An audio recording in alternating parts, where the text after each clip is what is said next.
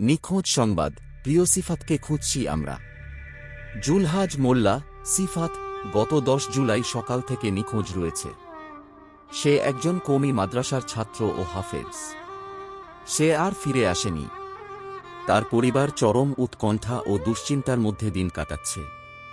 যিনি তাকে খুঁজে পেতে আমাদের সাহায্য করবেন, তার প্রতি আমরা চিরকৃতজ্ঞ থাকব।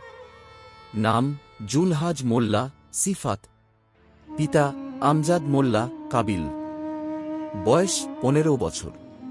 ঠিকানা গ্রাম চামরুল, থানা দুপচাঁচিয়া, জেলা বগুড়া। যদি কেউ তাকে কোথাও দেখে থাকেন অথবা তার সন্ধান জানেন, তবে দয়া করে নিচের নম্বরে দ্রুত যোগাযোগ করুন। যোগাযোগ 015900223334।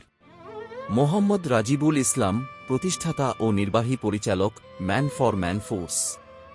আপনার একটি শেয়ার আমাদের প্রিয় সিফাতকে পরিবারের কাছে ফিরিয়ে আনতে সহায়তা করতে পারে। দয়া করে পোস্টটি বেশি বেশি শেয়ার করুন এবং তাকে খুঁজে পেতে আমাদের সাহায্য করুন।